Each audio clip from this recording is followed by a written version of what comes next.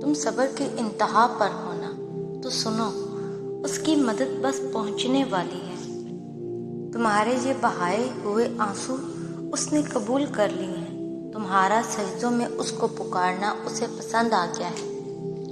وہ بس اب راضی ہو گیا ہے تم سے۔ تمہارا نصیب اب بہت جلد بدلنے کو ہے۔ تمہاری بے رنگ زندگی میں اب وہ رنگ بھرنے والا ہے۔ اب تمہارا گھر بھی خوشی کے پھولوں سے مہک جائے گا۔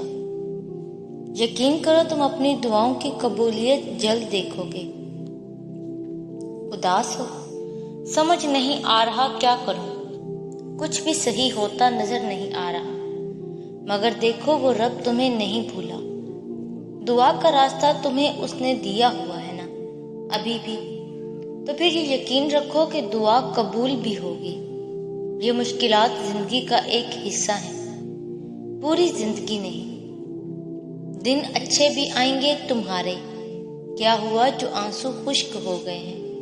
کیا ہوا جواب الفاظ بھی نہیں ساتھ دے رہے؟ وہ رب تو تمہاری خاموشی بھی سن لیتا ہے۔ ایسے ہار مان کر مت بیٹھ جاؤ، سب ٹھیک ہو جائے گا، کیونکہ وہ رب العالمین تم سے بہت محبت کرتا ہے۔ جب ہر چیز الجھ گئی ہو، ہر چیز اپنی جگہ سے بکھر گئی ہو، سمیٹنے سے بھی نہ سمٹے تم سے، تو ان چیزوں کو وہیں چھوڑ دینا اور اپنی دعاؤں میں شدت اختیار کرنا۔ اور جب تم اپنی دعاؤں میں شدت اختیار کرو گے تو ہر چیز سمیٹنے لگے گی۔ وہ چیز بکھرنے کے لیے آئی ہی اسی وجہ سے تھی کہ تم اس الجھن میں رب سے دعا کا رشتہ بناؤ۔ ایسا نہیں ہے کہ کچھ بھی حالات بگڑنے پر ہم وقت کے گزرنے کا بیٹھ کر انتظار کریں۔ جب ہم کچھ نہیں کر سکتے تب ہم دعا ہی تو کرتے ہیں، صبر ہی تو کرتے ہیں۔ صبر ایک بہت مشکل آزمائش کا نام ہے۔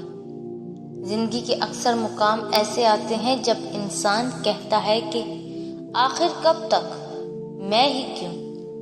اور بے شک یہ فطری طور پر ہوتا ہے، بہت تھک جاتا ہے انسان، مگر ایک بات یاد رکھیں کہ آپ کی آزمائش جتنی مشکل ہوتی ہے اس کا اجر بھی اتنا ہی عظیم ہوگا۔ رب سے جڑنے کے سفر میں پل پل کی آزمائش ہے، پل پل کی رکاوٹیں ہیں۔ اگر اس دنیا میں جینا اتنا آسان ہوتا تو پھر وہ اللہ اسے آزمائشوں کی جگہ کیوں کہتا؟ زندگی تو نام ہی آزمائشوں اور مشکلات کا ہے۔ اس رب کو نیک لوگوں کی طلب نہیں، اس نے تو بس یہ جہاں ہم جیسے گنہگاروں کے لیے بنایا ہے، تاکہ جب ہم ٹوٹے بکھرے اس کی بارگاہ میں جائیں تو وہ اپنی شفقت بھری رحمت سے ہمیں ڈھانپ لے۔ اللہ تو چھوٹی سی چونٹی کا حق بھی ضائع نہیں جانے دیتا۔ پھر تم نے کیسے سوچ لیا کہ تمہارے ٹوٹے دل کے ساتھ کیے گئے صبر کو وہ ضائع کر دے گا؟ یقین رکھو، دعائیں نام پکارتے ہوئے واپس آتی ہیں جب قبولیت کا کن کہہ دیا جاتا ہے۔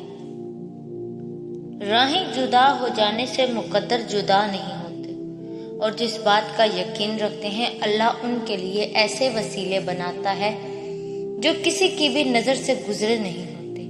حالات سمجھ سے باہر ہو جائیں تو معجزے عقل سے باہر کے ہوتے ہیں۔ اللہ سے بڑھ کر کون جان سکتا ہے کہ آپ کو کہاں پہنچنا ہے؟ آپ کی دعائیں تو آپ کا راستہ آسان کر رہی ہیں، اور وہ تو خود کہتا ہے کہ تم چاہ بھی نہیں سکتے اگر اللہ نہ چاہے۔ یقین رکھیں، آپ کا نصیب آپ کو اس مقام تک لے جائے گا جو اللہ نے آپ کے لیے منتخب کیا ہے، بہترین وقت پر بہترین طریقے سے، اور آپ مطمئن ہو جائیں گے انشاءاللہ۔